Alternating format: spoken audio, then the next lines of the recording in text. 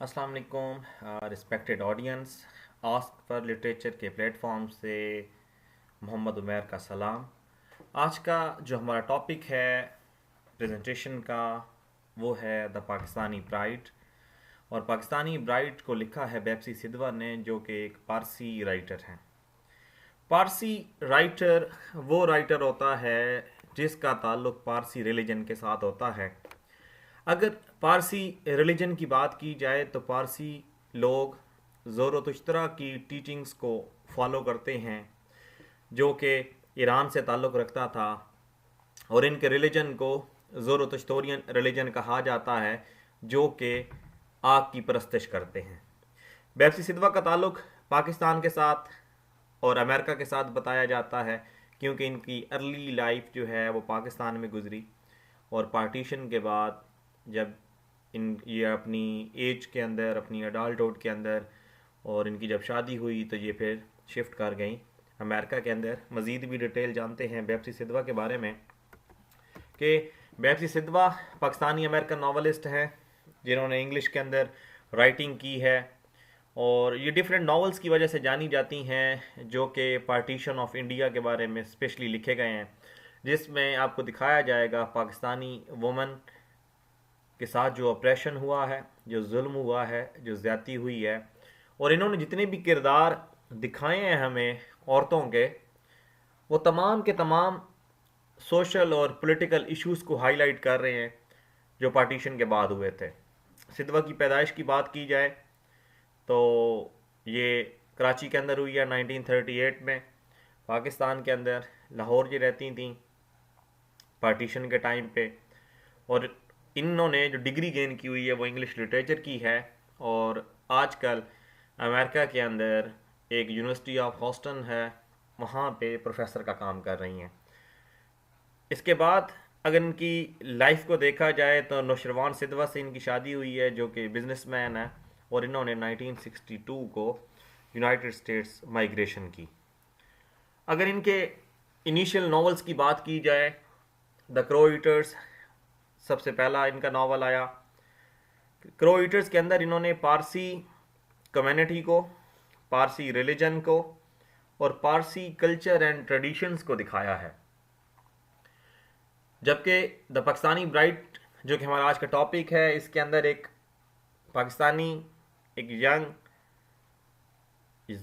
Girl है जिसका नाम जैतून है, उसकी सफरिंग्स को दिखाया गया है।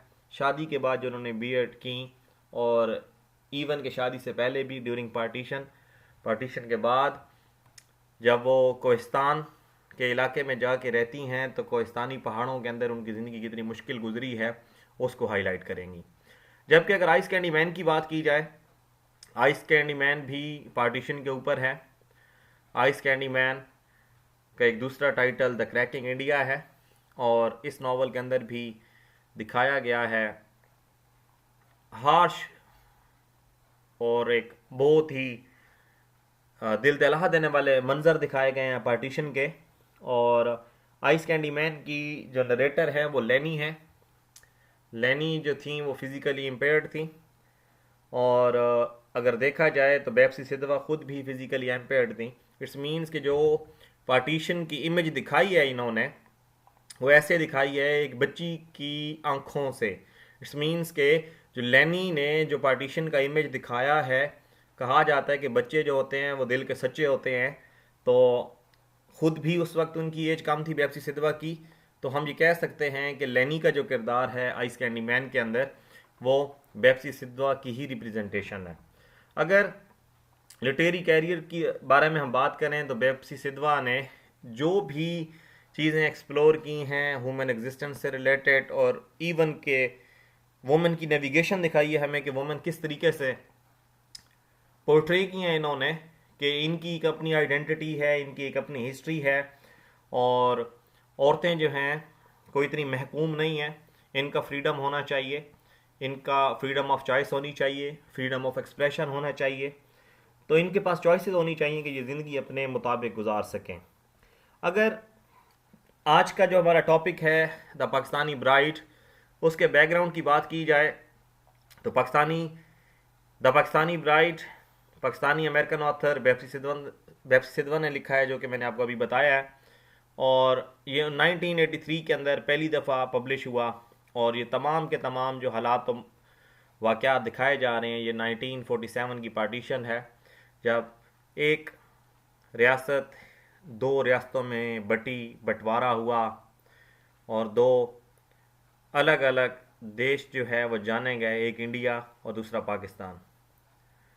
और पार्टीशन के अंदर अगर देखा जाए तो डिस्प्लेसमेंट हुई है मिलियंस ऑफ पीपल की। जब हम लोग पोस्ट कॉलोनियल पर्सपेक्टिव की बात करते हैं तो हमारे माइंड में एक कॉन्सेप्ट आता है डिस्प्लेसमेंट का। डिस्प्लेसमेंट क्या है? माइग्रेशन है। डिस्प्लेसमेंट एक लिटरेरी टर्म है जो कि पोस्ट कॉलोनियल थ्योरी के अंदर आती है, और वो आप लोगों की माइग्रेशन जो फोर्सफुली होती है उसको लिटरेचर की टर्म के अंदर हम लोग डिस्प्लेसमेंट कहते हैं। इसका मतलब ये है कि अगर आप अपनी विल एंड डिज़ायर और अपनी चॉइस से एक जगह से दूसरी जगह पे शिफ्ट होते हैं तो वो माइग्रेशन है। लेकिन अगर आपको ज़ोर ज़बरदस्ती या किसी मजबूरी के तहत या किसी के कहने पे आप एक जगह से दूसरी जगह शिफ्ट होते हैं तो वो डिस्प्लेसमेंट है। तो ये बैकग्राउंड है इस नावल का, और इस नावल के अंदर एक किरदार दिखाया जाएगा और वो किरदार जैतून का किरदार है। अगर समरी की बात करें नावल की, तो जो पाकिस्तानी ब्राइड है एक इंतहाई पावरफुल स्टोरी है, जो कि एक वेल वर्थ रीडिंग है। हर एक शख्स को ये नावल पढ़ना चाहिए, एनालाइज करना चाहिए कि बेप्सी सिद्धवा ने इस नावल के अंदर कैसे हमें दिखाई हैं दो औरतों की कहानियाँ। एक जैतून जो कि at the time of partition adopt की गई और कोहिस्तान लेके जाई गई, जबकि दूसरी जो है वो कैरोल है जो कि अमेरिकन वुमन है और वो पाकिस्तानी सोसाइटी के अंदर ख़ुद को एडजस्ट करने की कोशिश कर रही है, क्योंकि उसकी शादी एक पाकिस्तानी फ़ौजी के साथ हुई है। अगर हम लोग इस नावल को देखें तो इस नावल के अंदर डिफरेंट कम्प्लेक्सिटीज़ दिखाई गई हैं वुमेन एग्जिस्टेंस के बारे में, कि वुमेन की एग्जिस्टेंस क्या है। इस मीन्स कि हम यहाँ पे इस नावल के अंदर एग्जिस्टेंशियलिस्ट थ्योरी भी अप्लाई कर सकते हैं कि अपनी आइडेंटिटी को परखने के लिए, अपनी आइडेंटिटी को एनालाइज करने के लिए वुमेन क्वेश्चन कर रही हैं कि हम कौन हैं, हम क्या हैं, हम क्यों हैं, और क्या ये सोसाइटी सिर्फ मर्दों की है? क्या मर्द ही यहाँ पे हुक्मरान होगा? क्या हर एक फैसला मर्द की ही ज़ात से मुंसलिक है? क्या औरत का कोई मकाम नहीं है? ये सारी की सारी चीज़ें हमें इस नावल के अंदर नज़र आएंगी, और स्पेशली वो स्ट्रगल नज़र आएगी जो कि जैतून ने की है। किसके अगेंस्ट? एक तो पेट्रार्कल सोसाइटी के अगेंस्ट, वो सोसाइटी जिसके अंदर मर्द डोमिनेंट है, और दूसरा कुछ सोसाइटिकल कंस्ट्रेंट्स हैं। अब सोसाइटिकल कंस्ट्रेंट्स कौन से होते हैं कि कुछ रस्म व रवाज हैं उस कल्चर और ट्रेडिशंस के जिसके अंदर परवान चढ़ा है जैतून ने कि अगर ये जवान हुई है तो इसकी शादी करनी है, और इसकी शादी कहाँ पे करनी है? किसी अपने कस्टम और ट्रेडिशन के हिसाब से, अपने रस्म व रवाज के हिसाब से, किसी अपने करीबी के घर, किसी करीबी घर में इसकी शादी करनी है। और उसके ऊपर जो रस्म व रवाज इम्प्लीमेंट किए गए वो सोसाइटी के थे जो उसको अडॉप्ट करके लेके आई। मेरा इशारा जो है वो कासिम की फैमिली की तरफ है, क्योंकि कासिम ने अडॉप्ट किया और कासिम ही वो शख्स है जिसने रेस्क्यूड किया जैतून को, जो कि एक ऑर्फन थी। और कासिम जो है एक कोहिस्तानी कबायली इलाके से ताल्लुक़ रखता है, कोहिस्तानी कबायली शख्स है, और इन्होंने पाला जैतून को क्योंकि इनका पूरा ख़ानदान एक अलमनाक वाक़या, एक अलमनाक हादसा जो तारीख़ का हुआ है पार्टीशन 1947, उसमें ये वफ़ात पा गए थे। तो कासिम की ये जिम्मेदारी है कि इसने इसको परवान चढ़ाया है तो इसकी शादी भी करनी है, और वो उसकी शादी कर देता है। ये हम आगे देखेंगे समरी के अंदर। लेकिन अगर देखा जाए तो कासिम लेके गया जैतून को अपने घर माउंटेन्स के अंदर, और वहीं पे अपनी बेटी बन के पाला। और जैसे ही जैतून मैच्योर हुई है, बड़ी हुई है, तो कासिम को ये कहा गया, ये जतलाया गया, ये बताया गया कि हमारी रवायात ये कहती हैं कि जब बच्ची जवान हो जाती है तो उसकी शादी करनी है, और उसने ये नहीं देखा कि वो लड़का जैतून के काबिल है या नहीं है, तो उसने अपने एक चचाजाद, जो चचाजाद होता था जैतून का, कासिम के भाई का बेटा था, सखी, उसके साथ उसकी शादी कर दी, जो कि एक जाहिल और गवार और एक सख्त मिजाज, उज्जड़ और अक्कड़ किस्म की शख्सियत का हामिल था। जबकि जैतून की लाइफ के बारे में देखा जाए तो जैतून की लाइफ जो है वो मुकम्मल तौर पे तब्दील हुई है। सखी, जो उसका हस्बैंड था, वो उसके ऊपर अब्यूज़ करता था, गालम गलोच करता था, उसको मारता था, पीटता था।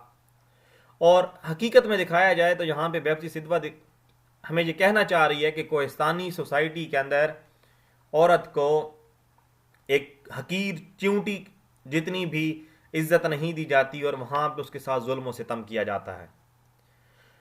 जो जैतून है वो चाहती है कि इस ज़िंदगी से वो किनारा कशी करे। वो ओप्रेसिव मैरिज से तंग आ चुकी थी, और फिर उसकी मुलाकात हुई एक अमेरिकन वुमेन के साथ, जो कि एक पाकिस्तानी सोल्जर के साथ उसकी शादी हुई हुई थी। वो जब ज़िंदगी में आई, उसका नाम कैरोल, तो उसने कहा कि एक और दुनिया भी है, तुम किस जाहिल के साथ अपनी ज़िंदगी गुजार रही हो जो तुम्हें मारता है, पीटता है।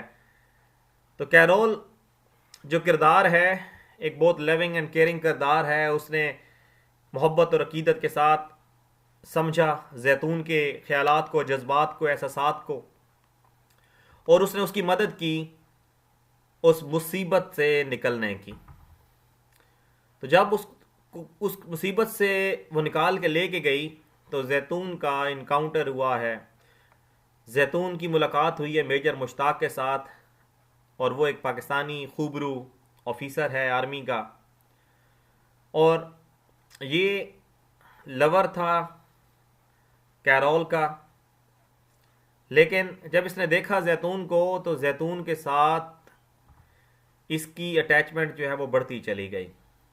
ये दिल दे बैठा जैतून को, और फिर उसने रिक्वेस्ट की कि तुम अपनी लाइफ को छोड़ो और मेरे साथ आओ।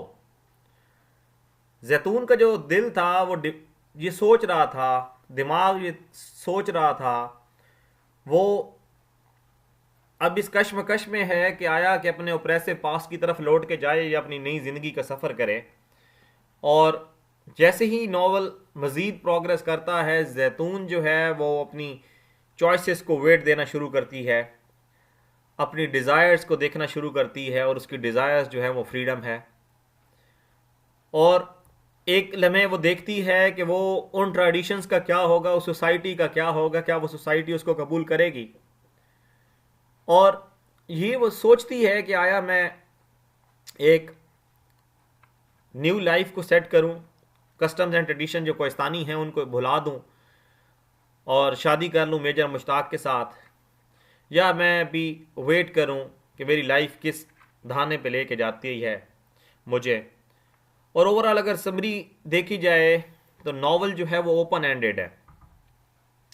नावल जो है वो ओपन एंडेड है, और ओपन एंडेड नावल वो होते हैं जहाँ पे राइटर जो है वो कंक्लूजन नहीं देता, वो रीडर्स पे छोड़ देता है कि आया रीडर्स क्या चाहते हैं। क्या रीडर्स चाहते हैं कि जैतून को मेजर मुश्ताक के साथ शादी कर लेनी चाहिए, या उसको अपने हस्बैंड के पास लौट जाना चाहिए, वो जो उसके ऊपर जुल्म और सितम करता है।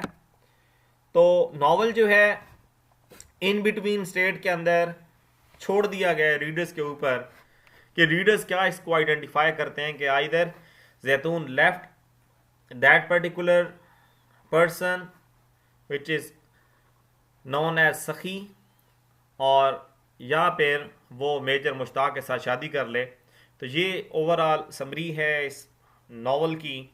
इसके बाद हम देखते हैं कुछ इंपॉर्टेंट करेक्टर्स, जैसे कि हमने नावल में कुछ डिस्कस किए भी हैं और कुछ जो हैं यहाँ पे एक्स्ट्रा तौर पे हम ऐड कर रहे हैं। जैतून नावल्स की प्रोटैगनिस्ट है। प्रोटैगनिस्ट कहते हैं उस किरदार को जिसके इर्द गिर्द स्टोरी घूमती है। जैतून एक यतीम लड़की थी जो कि कासिम ने रेस्क्यू की, कोहिस्तानी कबायली था, और फिर उसने पार्टीशन के वक्त उसको वहाँ से अडॉप्ट किया लाहौर से, और उसको ले आया कोहिस्तान, और वहाँ पे उसका ख्याल रखा, उसको पाला पोसा, और उसके बाद उसकी शादी कर दी एक ऐसे शख्स के साथ जो शख्स इस काबिल नहीं था कि उसको अपनी बेटी दी जाए। कासिम जैतून का अडॉप्टेड फादर है। कासिम लविंग है, केयरिंग है, और एक बेस्ट ऑप्शन था at the time of partition जैतून के लिए, जिस शख्स के साथ वो ज़िंदगी, जिस शख्स के सहारे वो ज़िंदगी गुजार सकती थी। लेकिन कासिम प्रोडक्ट है उसी कल्चर और ट्रेडिशंस का, और उसने उस कल्चर और ट्रेडिशंस की इज़्ज़त रखते हुए जैतून की शादी कर दी सखी के साथ। अगर बाकी किरदारों के बारे में देखा जाए तो निका का किरदार हमें नज़र आता है, जो कि कासिम का दोस्त है, उसका साथी है, और वो एक बहुत ही समझदार शख्स है जो कि कॉमिक रिलीफ की अलामत बना रहा है पूरे नावल के अंदर। इसके वर्ड्स, इसके थॉट्स ट्रैजिक लाइफ को, हार्श लाइफ को थोड़ा सा भूलने के लिए एज ए कॉमिक रिलीफ के तौर पे इस किरदार को डाला है बैप्सी सिद्वा ने। जबकि इसके बाद देखा जाए तो मरियम है, कासिम फॉस्टर मदर है, ये भी लविंग एंड केयरिंग है। जैतून जो है इसी के जो साए के अंदर पली है। जबकि कैरोल का देखा जाए तो एक अमेरिकन वुमन है जो कि पाकिस्तानी सोल्जर से इसने शादी की, और वो एक इंडिपेंडेंट है, स्ट्रॉन्ग है, लेकिन फिर भी वो स्ट्रगल कर रही है कि पाकिस्तानी लाइफ के अंदर, पाकिस्तानी सोसाइटी के अंदर मैं खुद को कैसे एडजस्ट करूं।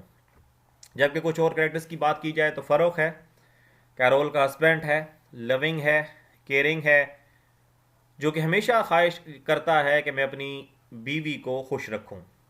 मेजर मुश्ताक की बात की जाए तो पाकिस्तानी आर्मी ऑफिसर है, कैरोल्स का लवर है, और एक ऐसी पर्सनालिटी है कि वो, उसको कोई खौफ नहीं है कि मैं रूल्स एंड रेगुलेशंस को तोड़ दूंगा, उस रस्म व रिवाज को तोड़ दूंगा कोहिस्तानी और जैतून के साथ मैं शादी कर लूँगा। सखी के किरदार का देखा जाए तो जैतून का हस्बैंड है, बहुत ही जालिम और जाबिर किस्म का शख्स है, और जिसने जैतून को अपना ग़ुलाम बना के रखा है। आशिक की बात की जाए तो एक यंग इंडिविजुअल है, जैतून के साथ इश्क करता है, और इस आशिक मिजाज जो शख्स है इसकी सोल बिल्कुल ऐसी है जो चाहता है कि मदद करे जैतून की इस दुनिया से, जो उसकी परेशानियाँ और उससे छुटकारा हासिल करने में। नावल को अगर देखा जाए और सिंबल्स को ना देखा जाए तो नावल के अंदर मज़ीद अंडरस्टैंडिंग डेवलप नहीं हो सकती। तो आपके लिए कुछ सिंबल्स और थीम्स भी ऐड किए हैं आज के लेक्चर में। और सिंबल्स की बात की जाए नावल्स की, तो नावल के जितने भी सिंबल्स हैं वो एक्चुअली रिप्रेजेंट कर रहे हैं कैरेक्टर्स के एक्सपीरियंसेस को, और सोशल स्ट्रक्चर को, और ह्यूमन एग्जिस्टेंस को, और ह्यूमन कम्प्लेक्सिटीज़ को। अगर पहली सिंबल की बात की जाए तो कोहिस्तानी माउंटेन्स हैं। कोहिस्तानी माउंटेन्स को देखें तो पहाड़ों में आपको पता है कि एक पीक होती है और एक दरा होता है, एक हाइट होती है और एक बॉटम होता है, एक टॉप होता है। तो जो टॉप हैं वो सारे के सारे बैरियर्स हैं, सिंबलाइज कर रहे हैं कोहिस्तानी माउंटेन की ऊंची चोटियाँ, जो सिंबलाइज कर रही हैं कि जैतून जो है वो ट्रैप्ड है, फंसी हुई है इन पहाड़ों के दरमियान, ऊंचे ऊंचे पहाड़ों के दरमियान, ऊंची ऊंची चोटियों के दरमियान। और ये जो चोटियाँ हैं ये मेल डोमिनेंट सोसाइटी की हैं, जबकि दूसरी साइड पे वो जो दरे हैं, वो जो बॉटम है पहाड़ का, वो सिंबल ऑफ होप भी है कि एटलीस्ट ये वो जगह है जहाँ से ये निकल के इस जो ज़िंदगी जो वो गुजार रही है, परेशानी का आलम जो उसका है, इससे ये दूर निकल सकती है यहाँ से। जबकि अगर दूसरी सिंबल की बात की जाए, the eagle with broken wings है। एक तस्वीर देखी जैतून ने जब वो भागी वहाँ से अपनी शादीशुदा ज़िंदगी से तंग आके, जो एक्चुअली ईगल की ब्रोकन विंग सिंबलाइज कर रही हैं उसके ड्रीम्स को। दो साइड पे एक ये है कि जो उसके विंग्स हैं वो रिप्रेजेंट कर रहे हैं उसके फ्रीडम को, कि अगर आपके पास पर हैं और आपको उड़ना आता है तो आपको उड़ना चाहिए। अगर आप शाहीन हैं, अगर आप शाहीन हैं तो आप बसेरा करें। आप चट्टानों के बारे में ना सोचें, पहाड़ों के बारे में ना सोचें। अगर आप परवाज़ कर सकते हैं, खुद को बचा सकते हैं तो आपको बचाना चाहिए। जबकि इसके बाद जो तीसरी सिंबल है वो दरिया की है। वो दरिया जो पंजाब के प्लेन्स को और कोहिस्तान को डिफ्रेंशिएट करता है, दोनों को डिवाइड करता है। एक साइड पे प्रॉस्पेरिटी है, दूसरी साइड पे रग्ड लैंड्स हैं। इसका मतलब ये हुआ कि एक साइड पे होप है जैतून के लिए और एक साइड पे हार्श लाइफ है। तो ये सिंबलाइज कर रहा है इसका एस्केप से पहले की लाइफ को और एस्केप के बाद की लाइफ को, कि आइदर उसको उन जरखेज़ और जो फर्टाइल लैंड्स हैं उनकी तरफ जाना चाहिए या फिर रग्ड लैंड्स की तरफ जाना चाहिए। जबकि तीसरा सिंबल ब्रिज है, और ब्रिज जो है वो सिंबल है होप की, ट्रांसफॉर्मेशन की, कि एक दिन चेंज आएगा। ये मेटाफोरिकल रिप्रेजेंटेशन है पास्ट और फ्यूचर की, कि अगर पास्ट बुरा गुजरा है तो फ्यूचर अच्छा होगा। ये सेल्फ डिटर्मिनेशन को सिंबलाइज कर रहा है। जबकि वेल जो है एक और सिंबल है नॉवल के अंदर जो शो की गई है, क्योंकि जैतून ने ये डिसाइड किया है कि वो अपने वेल को रिमूव कर देगी, और ये एक्चुअली रिप्रेजेंट कर रहा है रिजेक्शन को, जो सोशल कंस्ट्रेंट्स हैं या अजर्शन है अपनी आइडेंटिटी की, खुद मुख्तारी की, उसको डिफाइन कर रहा है। जबकि नॉवेल्स के थीम्स की बात की जाए तो नॉवल के थीम्स के अंदर सबसे पहला और अहम थीम जो है वो डेफिनेटली यही है कि ऑपरेशन है वुमेन के ऊपर इन अ पेट्रार्कल सोसाइटी। मर्द जालिम है, जाबिर है, औरत को हकीर समझता है, ग़ुलाम समझा हुआ है, और यही दिखाने की कोशिश की है बेप्सी सिद्धवा ने अपने इस नावल के अंदर। दूसरा जो इम्पोर्टेंट थीम है वो स्ट्रगल फॉर फ्रीडम है और सेल्फ डिटर्मिनेशन है। स्ट्रगल फॉर फ्रीडम ये है कि आपको अपनी आइडेंटिटी के लिए, आपको अपने लिए एटलीस्ट स्ट्रगल करनी चाहिए फ्रीडम के लिए, क्योंकि अल्लाह की ज़ात ने हमें आज़ाद पैदा किया है तो हमें आज़ादी पसंद होना चाहिए। हमें पुख्ता अज़म रखना चाहिए, अपने ऊपर पुख्ता अज़म रखना चाहिए कि हम आज़ाद हैं तो हम आज़ाद जी सकते हैं। हमारी जो डिज़ायर्स हैं उनको हमने मरने नहीं देना और हमने फ्रीडम गेन करनी है। ये इसका थीम था। जबकि इसका नेक्स्ट थीम है the loss of innocence and the shattering of dreams. अगर हम लॉस ऑफ इनोसेंस और शैटरिंग ऑफ ड्रीम्स को देखें तो ये हार्श रियलिटीज़ हैं ज़िंदगी की। क्योंकि अगर जैतून के चाइल्डहुड की हम लोग बात करें तो उसने ऑपरेशन देखा, फिर एक थोड़ा सा कॉमिक रिलीफ आया उसकी लाइफ के अंदर के उसके पेरेंट्स की डेथ के बाद उसको एक कासिम का किरदार मिला, बाप की मोहब्बत मिली, लेकिन दोबारा उसके वो ख्वाब चिकना चूर हो गए और फिर उसकी शादी हो गई कस्टम्स एंड ट्रेडिशंस के अकॉर्डिंग सखी के साथ, जिसने उसके साथ कोई अच्छा बर्ताव नहीं किया। इसके बाद नेक्स्ट थीम है जो कि इम्पोर्टेंट है the power of hope and resilience. अगर पावर ऑफ होप की बात की जाए, बेशक हमारी ज़िंदगी में ऑपरेशन है, जैतून ने ऑपरेशन फेस किया, लेकिन हमेशा हमें अपनी स्पिरिट को अनब्रोकन रखना चाहिए और हमें एडवर्सिटीज़ को फेस करने की हिम्मत होनी चाहिए। और जैसा कि जैतून के किरदार में देखा गया है कि वो डिटरमेंट थी, एस्केप हासिल करना चाहती थी और उसने वो परस्यू किया है, वो एस्केप हासिल किया है उस वर्ल्ड से जो दुनिया उसको जहन्नम लग रही थी। जबकि नेक्स्ट थीम की बात करें तो अगला theme audience search for identity है, सेल्फ डिस्कवरी है। जैतून की जो जर्नी है उसके अंदर हमें देखा जा सकता है कि उसके अंदर एक तड़प है अपनी आइडेंटिटी की, कि मैं कौन हूँ। वो ख़ुद को डिस्कवर करना चाहती है, क्वेश्चन करना चाहती है सोसाइटी से कि किरदार की अपनी भी कोई ज़िंदगी होती है। मैं एक गुड़िया की तरह ज़िंदगी गुजार रही हूँ, मेरा हस्बैंड मुझे मारता है, पीटता है, तो मैं खुद क्या हूँ, क्या मैं सिर्फ एक पपेट हूँ, एक कठपुतली हूँ। तो ये सारी की सारी चीज़ें यही हमें शो करती हैं कि जैतून के करैक्टर के अंदर हमें नज़र आता है कि वो अपनी आइडेंटिटी के लिए जंग लड़ रही है। अगर इम्पैक्ट ऑफ कल्चरल अपहील की बात की जाए तो ये भी इम्पोर्टेंट थीम है, और स्पेसिफिकली डिस्प्लेसमेंट पहले भी हमने डिस्कस किया है कि डिस्प्लेसमेंट फोर्सफुल माइग्रेशन होती है। और फोर्सफुल माइग्रेशन की अगर हम लोग बात करें तो ये डिफरेंट जगहों पे हुआ है। अगर जहाँ जहाँ पे कॉलोनाइज नेशंस को देखें तो जब कॉलोनाइजेशन का दौर ख़त्म हुआ है तो वहाँ पे डिस्ट्रक्शन हुई है, वहाँ पे डिस्प्लेसमेंट हुई है, फोर्सफुल माइग्रेशन हुई है। और ये फोर्सफुल माइग्रेशन हमें अफ़गानिस्तान और पाकिस्तान के दरमियान में भी दिखाई गई है कि जब रशियंस ने अटैक किया था अफ़गानिस्तान के ऊपर, जब अमेरिकन ने अटैक किया तो फोर्सफुली वो मजबूर हो गए कि उनको पाकिस्तान के अंदर और बाकी दुनिया में पनाह लेना पड़ी।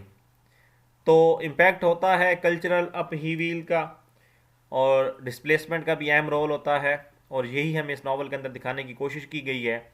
और उसके बाद जो इम्पोर्टेंट चीज़ दिखाई गई है वो है क्लैश ऑफ कल्चर या क्लैश ऑफ ट्रेडिशन या मॉडर्निटी। नावल एक्सप्लोर कर रहा है कि ट्रेडिशन और मॉडर्निटी के बारे में क्या क्लैश है। दो औरतें दिखाई गई, एक जैतून एक कैरोल। दोनों को दिखाया गया है कि वो पर्सपेक्टिव्स दिखाए गए हैं दोनों के, जेंडर रोल्स दिखाए गए हैं दोनों के, और सोसाइटियल एक्सपेक्टेशंस दिखाई गई हैं दोनों की। कि जैतून की एक्सपेक्टेशंस हैं जस्ट फ्री लाइफ, जबकि कैरोल के माइंडसेट के अंदर ये है कि एडजस्टमेंट कैसे करनी है सोसाइटी के अंदर।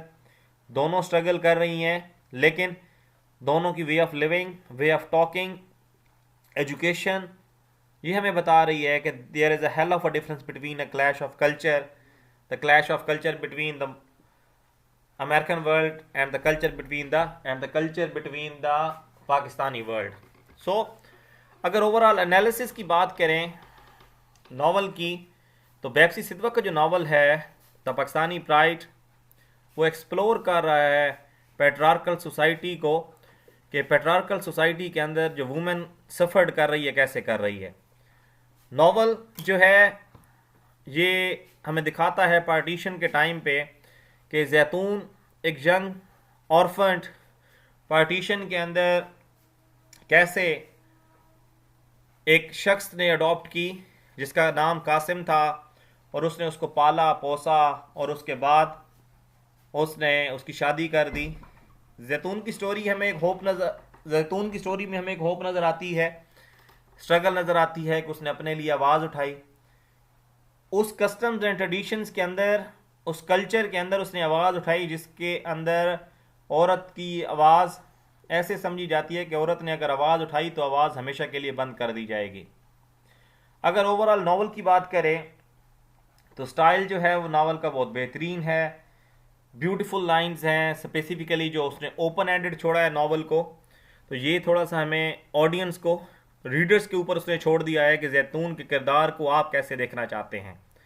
एक्चुअली वो सर्वे लेना चाह रही हैं, बेप्सी सिद्वा सर्वे लेना चाह रही हैं कि मेरे रीडर्स जो हैं वो क्या कमेंट्स करते हैं regarding that particular character, specifically जैतून।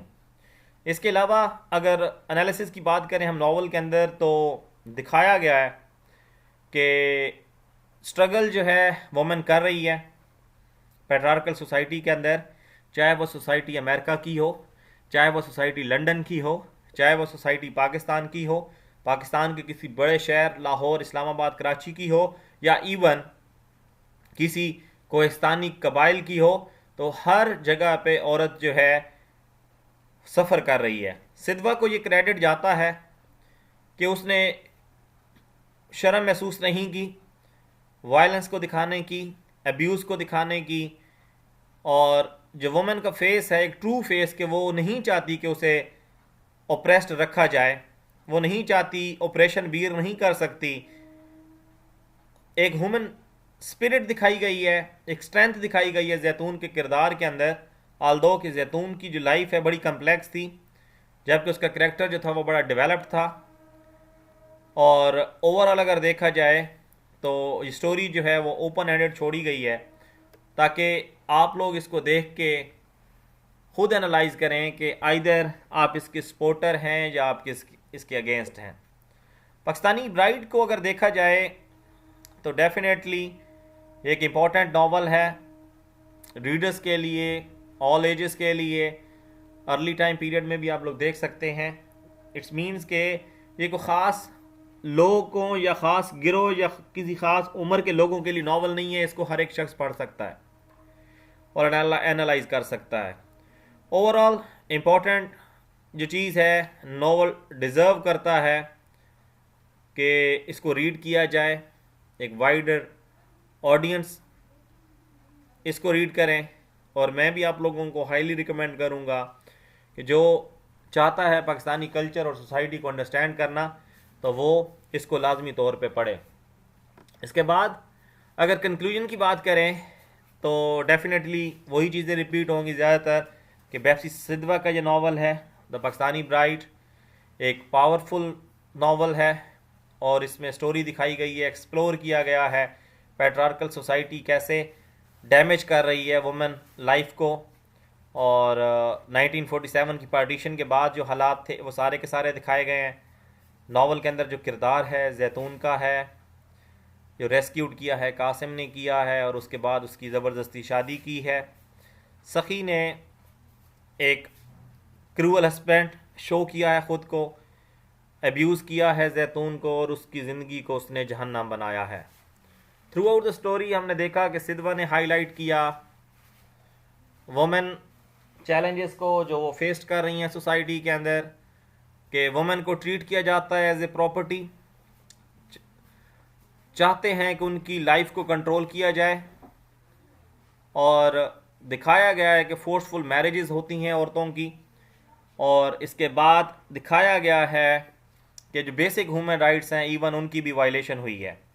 इसके बाद जैतून को दिखाया गया है कि एक डिटरमेंट वुमन है जो कि चाहती है अपनी मैरिज से छुटकारा हासिल करना, और जिसमें उसकी हेल्प की है कैरोल नामी किरदार ने, जो कि एक अमेरिकन वुमन थी जिसकी शादी जो है वो पाकिस्तानी सोसाइटी के एक सोल्जर के साथ हुई थी। और इसके बाद नावल को अगर देखा जाए, नावल की एंडिंग जो है वो होपफुल है, अपलिफ्टिंग है।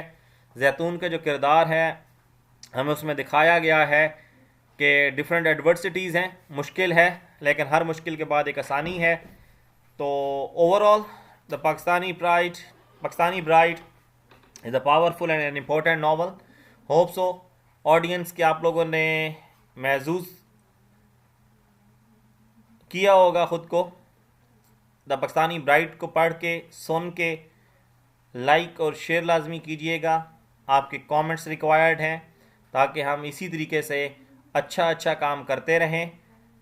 आस्क फॉर लिटरेचर की तरफ से किसी भी किस्म का कोई सवाल हो तो आप हमसे कर सकते हैं।